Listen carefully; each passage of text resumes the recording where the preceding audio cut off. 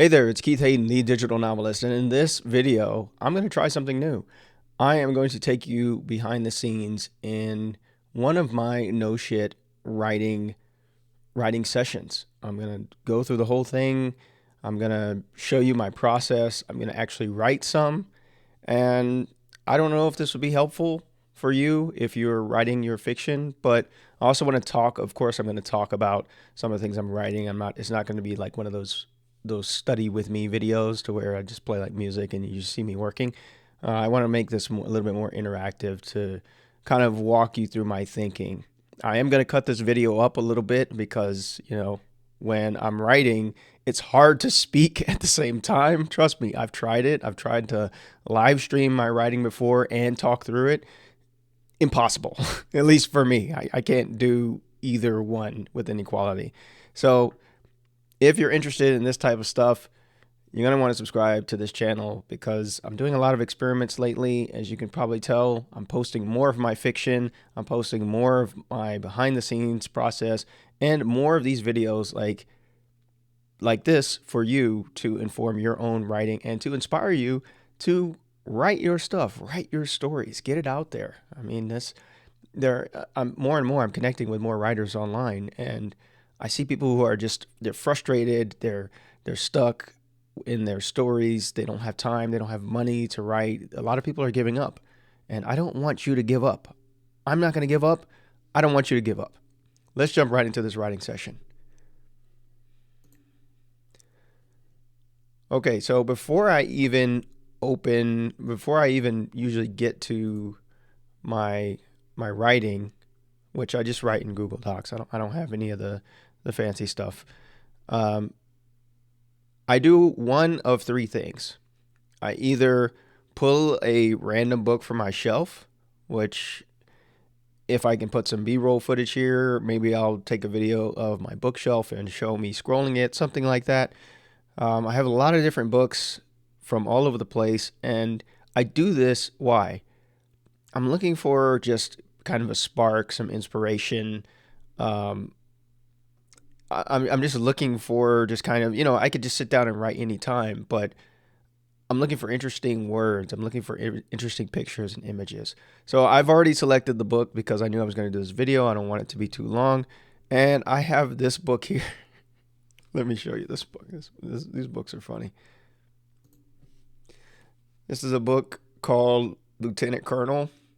It's by Rick Shelley. This is I think this is like from 2000s or something. He was writing the 90s and 2000s. He wrote this series, and I'm a military veteran, so when I saw this video, I just thought of, because all the videos are just the names of military ranks. I think this guy was in the Army, so Lieutenant Colonel is just a name, right?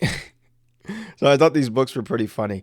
So anyway, when I go into this book, how do I select? Well, I just select a random page and I read that page, and then I'll see if there's anything cool in the page that I want to use potentially in this writing session. So let me find, how many pages is this? It's 279 pages. Okay, so probably my most used app on my phone is my random app because it just helps me make quick decisions about stuff that's like not terribly important, but gives some variety. So I got page 221. Here we are. I'll just read it to you. Vel Osterman relayed a report from the militia commander on the scene at Long Glen. The raiders there had broken off the engagement, disappearing into the forest. The militia was not pursuing. I'm getting it to narration voice now. Well, fuck it. Let's just do it. The militia was not pursuing, but maintaining its defense perimeter around the village. Wait. Lon walked with Colonel Crampton, who was moving with the 3rd Company of Militia on its way to reinforce Lon's 2 companies. Lon laid out a suggested deployment for the militia and asked Crampton to put out patrols along the eastern side of the line of hills, especially to the north. That's the section we've given the least thought to, Lon said.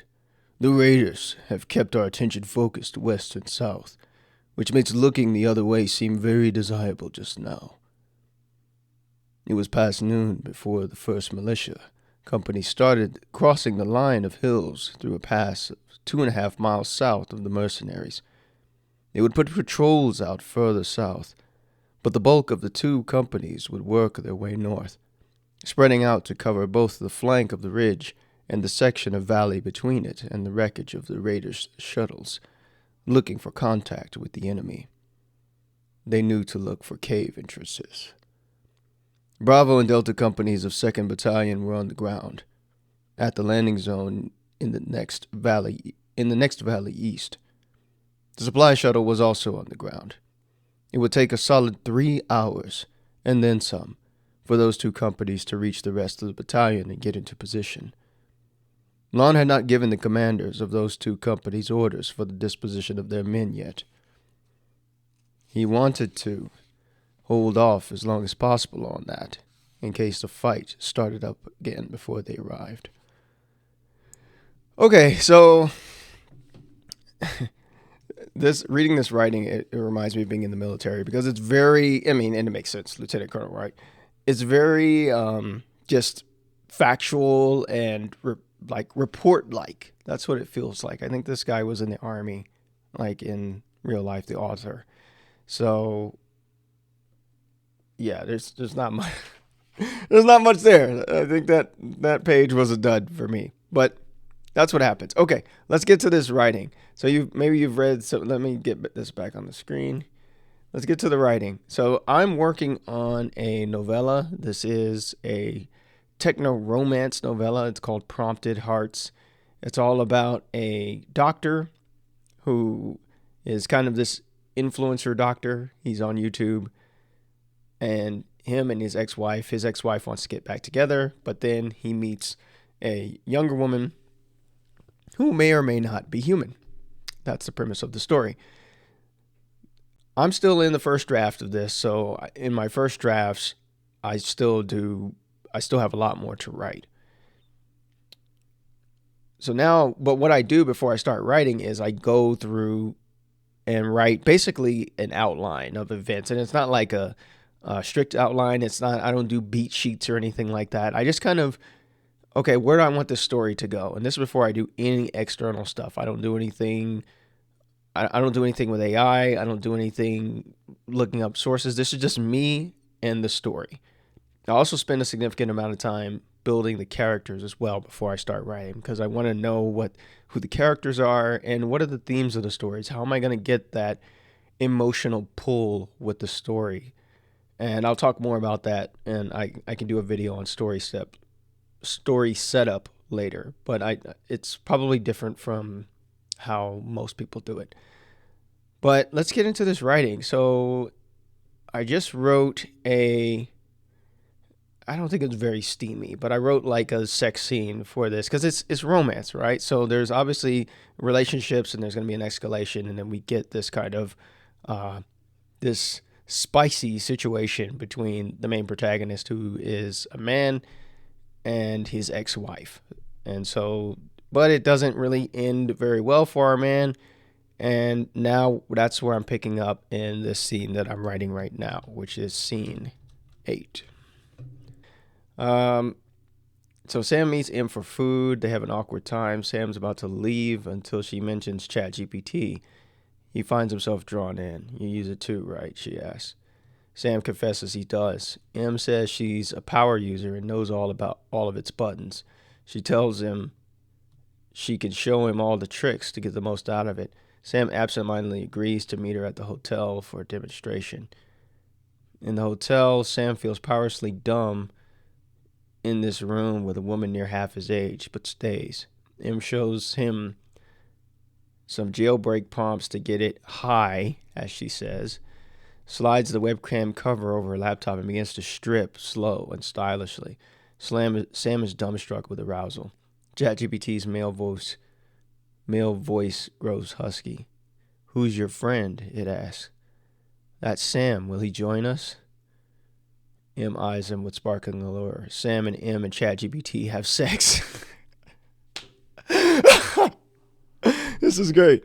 Late that night, Emma's gone. Sam gets up and talks to his chat GPT. Um, his chat GPT is female, a woman, explaining the whole thing. It tells him to keep following his heart, but not to hurt her. Hurt her as in M. Meanwhile, Kyoko admits she overreacted and wants to have breakfast with him before his flight back to Austin the next day. Okay, so wow, I already love this scene. This is great. I'm just gonna do some writing here, and I'm trying to think where this scene, how should the scene should open up. So usually, how I start writing a scene is I just really go with the first thing that comes to mind.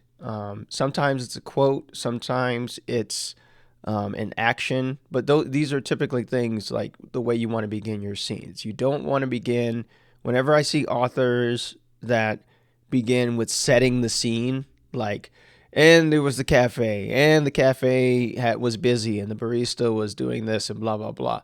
That's a rookie move. Total rookie mistake. Don't do that unless that is going to be like a main focus of the scene, like the cafe is a character sort of type of thing. Don't do that. It's very amateurish, and it's kind of boring to read, right? Like you want to jump right into something in the scene, like that first. It's very much like when you were in school. You were taught to write topic sentence details and then finish off with a point, right? That's a standard elementary school, middle school writing curriculum. It's basically the same in fiction, but you can do it with a little bit more style and flair. And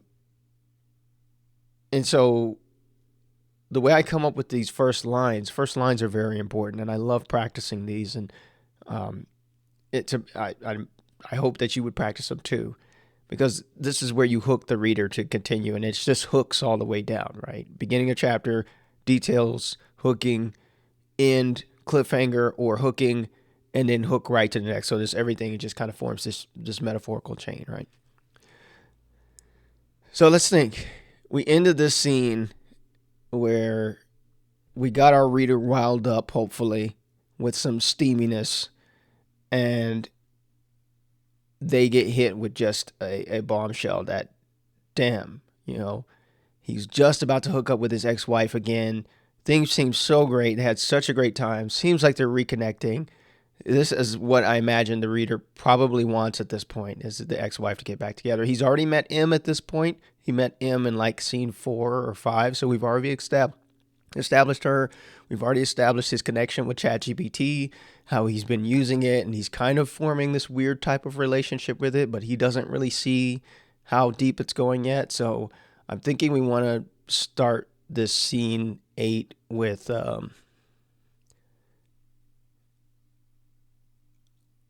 I think it should be a beat where he's kind of beating himself up, where he's approaching this. We're getting towards, this is probably like 3/4 into the story. So he's approaching this kind of dark night, typically, like if it's like a 3-act structure, right? He's approaching the dark night of the soul where he's really going to be tested. So it's going to be something along these lines.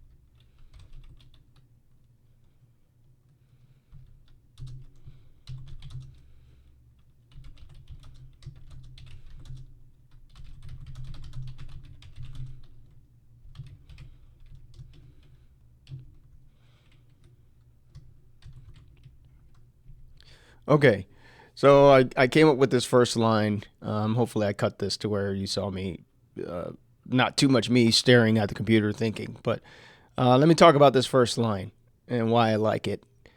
Um, it reads, "Alone LLM ruins my date." That's what the title should be for my next video. God, I'm an idiot. How could I not close the fucking laptop? Um, so it's turned from narration to dialogue. I love dialogue. Dialogue is one of my favorite things to write. Um, and almost any time I can start with dialogue, I like to. Well, not all the time. So I do start with narrative sometimes, but especially at this point in the story, like we're already rolling, so we shouldn't have as much explanation. We already know who the characters are. We're just going. So I like this one because one, we get this kind of visual, right, of alone, alone. Like it could be the word alone, but then it's alone, like a single. LLM ruins my date. Um, so I like that visual.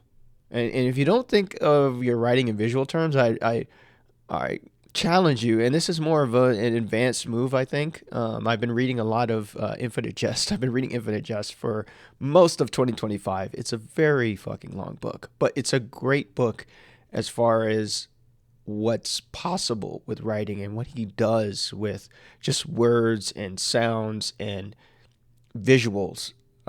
Sometimes it's pretty masterful. So I've learned a few tricks from that, and I love this saying one word, but then there's a dual meaning. But then you can see the visual when the reader reads alone.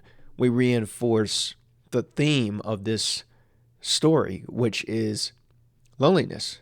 This is a big thing that people, the story is very timely, and I've designed it that way. There's a big thing people are talking about now as far as people being lonelier than ever, and we have all of these things connect us, but people don't feel connected. This story, especially having a man in the main protagonist in the driver's seat, it's something different because a lot of romance stories feature women in the main protagonist role. So we're flipping that around and we're talking about men. We're seeing through it. And yeah, some of the stuff I've written, it's going to be a little raw. It's going to be a little raw, but I like having this perspective. So we reinforce the theme. We get this kind of alone, lone, LLM ruins my date. That's what the title should be for my next video. So this first sentence already we reinforce that it feels like it's coming from Sam. And that's the trick with dialogue. You want it to feel like the character is thinking or saying these things, not me, Keith, as the author. Like I'm not there. It's Sam. That's what we want to sell.